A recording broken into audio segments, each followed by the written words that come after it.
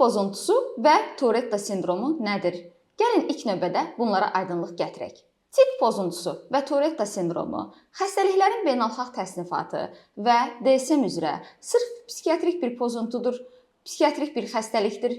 Daha detallı desək, neuropsixiatrik bir pozuntudur, neuroinkişaf pozuntusudur və diaqnozu həkim-psixiatr tərəfindən təyin edilir. Ümumiyyətlə, psixiatrik müayinə dedikdə həkim-psixiatr tərəfindən pasiyentin 30-40 dəqiqə ərzində obyektiv müşahidəsi və pasiyentin özündən, yaxın qohumlarından toplanmış sorğu və aparılmış anamnez nəticəsində diaqnozun təyin edilməsi və müalicənin tətbiq edilməsi nəzərdə tutulur.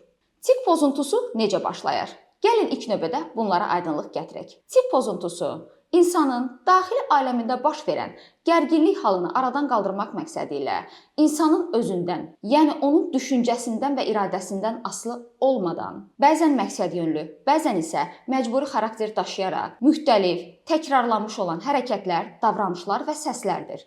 Bunlar ritualistikdir, yəni rituallara bağlıdır, stereotipikdir, yəni anidən, qəfildən, sürətli və qısa olaraq başlayar, aritmikdir, yəni ritmik deyildir, ardıcıldır, yəni ardıcıl olaraq müşahidə olunmağa başlayar, dalğavari xarakter daşıyar.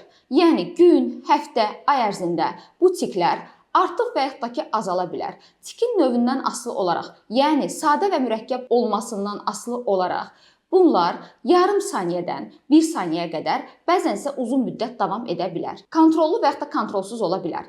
Kontrollu və yaxud da kontrolsuz dedikdə, yəni şəxs həmin bu tikləri idarə edə və yaxud da idarə etməyə bilər. Bunları dedikdə nəyi nəzərdə tuturuq? Əgər şəxsin tikləri ilkin etapda başlayıbsa, bunun 4-6 yaşı varsa, bağça dövründədirsə və yaxud da ki məktəbdə kiçik siniflərdə oxuyursa, tiklərini kontrol etmək və idarə etmək çox çətin olur. Əgər şəxs artıq 10-12 yaşın üzərindədirsə, yeniyetməli çağını keçibsə, yetişkin insandırsa, bu tiklərini kontrol və yaxud da idarə edə bilər. Tiklərin şiddətinə nəzər yetirdikdə isə, tik pozuntusu müəyyən bir hadisələrlə bağlı olaraq artıb və yaxud da ki azala bilər. Tik pozuntusunun şiddəti hansı hallarda arta bilər? Ev mühitində, daha rahat ortamlarda, uyğun şəraitdə, yuxusuzluq müddətində, emosional vəziyyətlərdə, stres hallarında, həyəcan, qorxu, təşviş, təlaş, tədirginlik, gərginlik müddətində arta bilər. Eyni zamanda şəxs məktəblidirsə, universitetə hazırlaşırsa və yaxud da ki şəxs universitetdə oxuyursa, tələbədir, imtahan verəcəksə və yaxud da şəxs iş adamıdır, işlə bağlı olaraq müəyyən insanlarla görüşəcəksə, bu halda var olan tik pozuntusunun şiddəti arta bilər. Bəs görəsən tik pozuntusunun şiddəti nə zaman azala bilər?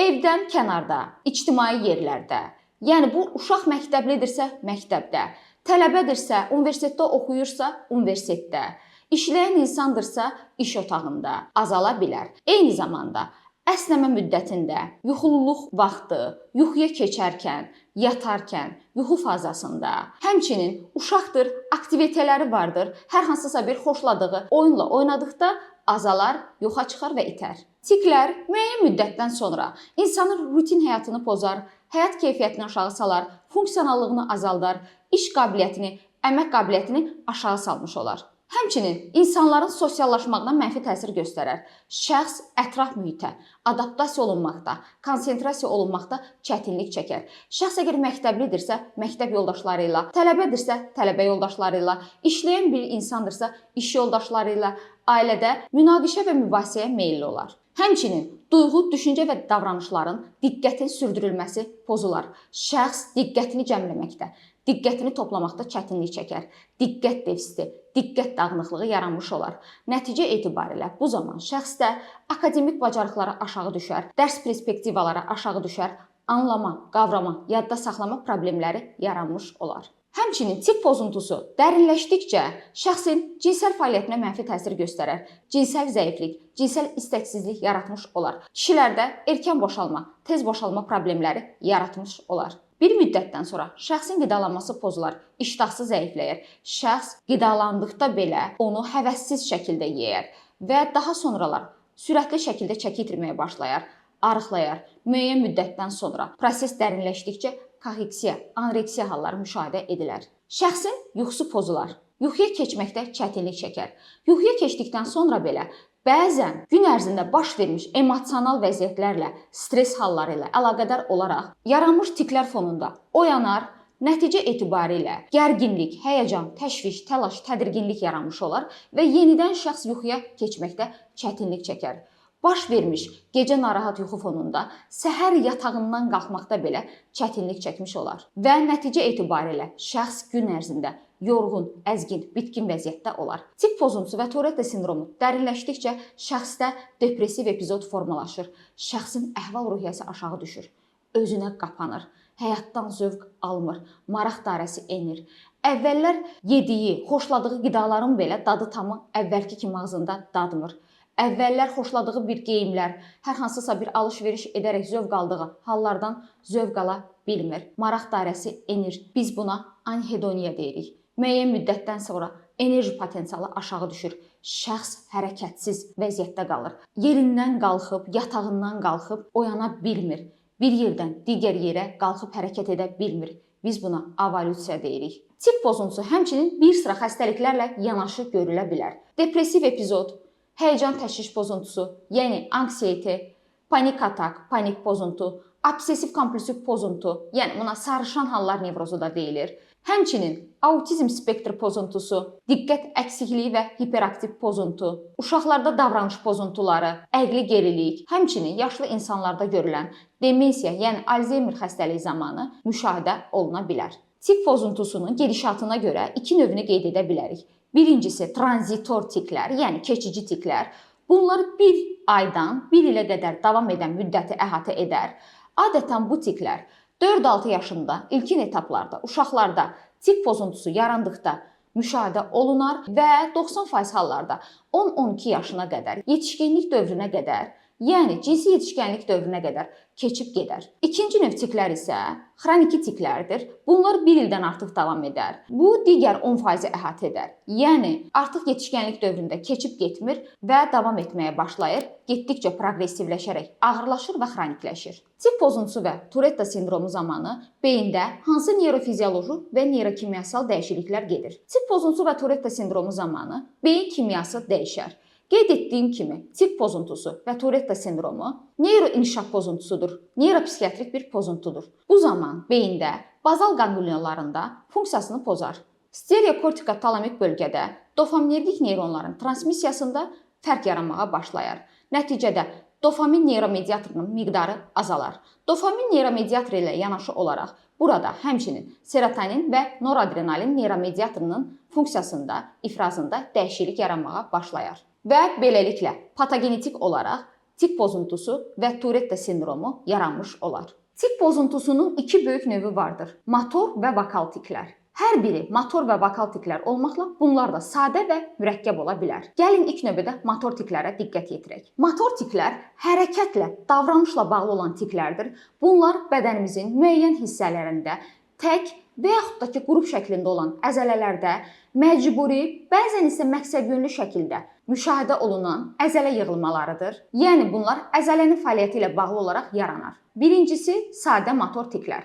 Sadə motor tiklərə aiddir. Bədəndə və ətraflarda baş verən müxtəlif hərəkətlər, yığılma, bükülmə, qıvrılma hərəkətləri, yerində fırlanma, önə arxaya getmə, sağa sola getmə, eyni zamanda yerində dayanaraq həmin bu hərəkətləri təkrarlama, sıçrayışlı hərəkətlər, əlinin barmaqlarını tutaraq tez-tez yumruq şəklini alması, bükməsi, barmaqlarını tez-tez sındırması, səslər çıxartması ilə təkrarlanan hərəkətlər. Həmçinin çiyin çəkmə, çiyin dartma, çiyin atma hərəkətləri, əl çırpma, gəzərkən önə arxaya, sağa sola gedərək başını yelləmə, başını fırlama hərəkətləri, həmçinin başını yığma və başını bükmə hərəkətləri, başını arxaya, sağa və sola çəkmə hərəkətləri, boynunu irəliyə və arxaya doğru ötürmə, qaş qaldırma, kiprik qırpma, göz bərəltmə, ağız bucağının yığılması, dişlərin qıcanması, dilini çıxarma, dodağını dişləmə və bu kimi bir sıra mimik əzələlərdə baş verən yığılma hərəkətləri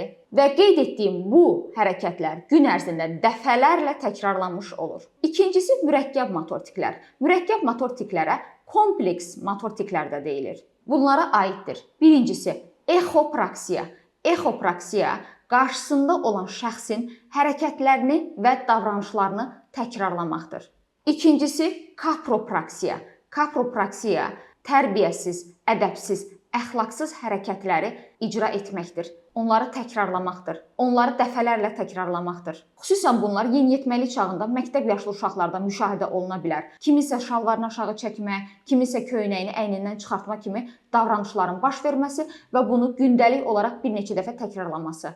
İkincisi, vokal tiklər. Vokal tiklər səs tikləridir. Yəni bu zaman şəxs danışarkən şəxsin danışığı ilə yanaşı olaraq İkincili olaraq onun səsinin üzərindən və səsinə paralel olaraq müxtəlif səslərin çıxarılmasıdır. Ümumiyyətlə vokal tiklər necə yaranır? Necə olur ki, insan danışarkən onunla paralel olaraq səslər çıxmağa başlayır? Qeyd etmək istəyərdim ki, bizdə torasik əzələlər vardır ki, torasik əzələlər körpücük sümüyü və birinci qabıq arasında yerləşir.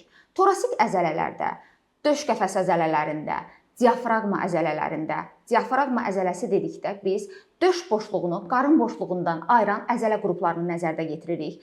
Daha sonra qarın boşluğu əzələlərində hərəkət fəaliyyəti ilə əlaqədar olaraq yaranmış olan bu hava axını bizim nəfəs borumuzda, yəni tənəffüs borumuzda, boğazımızda, ağız boşluğumuzda, burun boşluğumuzda cərəyan edərək əzələlərimizin fəaliyyəti nəticəsində biz danışarkən bizim səsimizlə birlikdə səs çıxarmağa başlayır və artıq vokal tiklər formalaşmış olur. Vokal tiklər də iki qrupa bölünür: sadə və mürəkkəb.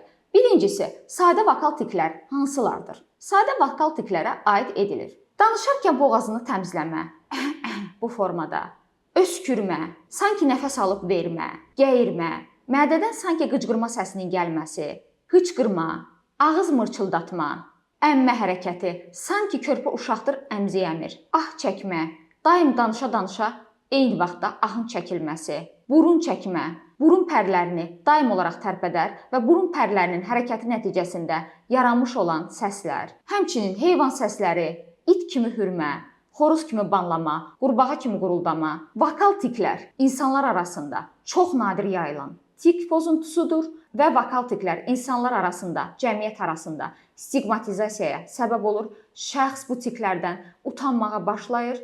İkincisi isə mürəkkəb vokal tiklər.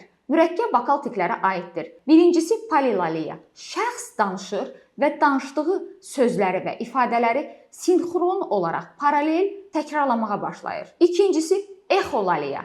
Qarşısındakının danışığını və sözlərini təkrarlayır. Üçüncüsü, kaprolaliya. Xüsusən də ki, kiçik yaşlı uşaqlarda, bağça dövründə, məktəb dövründə müşahidə olunur. Şəxs ədəbsiz ifadələr, tərbiyəsiz ifadələr, qeyri-etik ifadələr söyləmiş və bunu dəfələrlə təkrarlamış olur.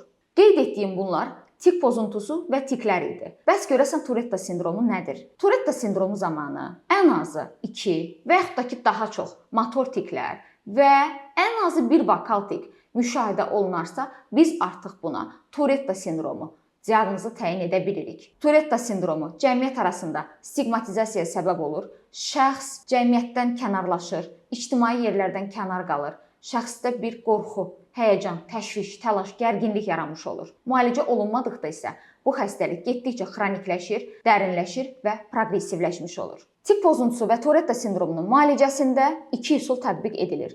Birincisi psixoterapiya, ikincisi farmakoterapiya, yəni dərman müalicəsi. Bizə müraciət etmiş pasientlər adətən bizə qədər bir sıra ixtisaslı mütəxəssislərdə müalicələr olunmuş olurlar və bitkisel dərmanlardan istifadə etmiş olurlar. Baxmayaraq ki, bu dərmanların heç bir beynin biokimyasına təsir göstərəcək, beyində neyromediator, yəni neyrotransmitter səviyyəsində təsir göstərəcək bir etkisi yoxdur. Və bu dərmanlar fonunda xəstəlik əlaməti getdikcə xronikləşir, proqressivləşir və dərinləşmiş olur. Bizə müraciət etmiş olan pasientlərdə isə klinik əlamətlər ağırlaşmış vəziyyətdə olur. Məhz buna görə də farmakoterapiya, yəni dərman müalicəsi çox yaxşı bir seçim üsuludur. Dərman müalicəsinə gəldikdə ilk növbədə əgər burada tək halda tik pozuntusu müşahidə olunursa, daha yüngül formadadırsa, tək antidepressantlarla korreksiya etmək mümkündür.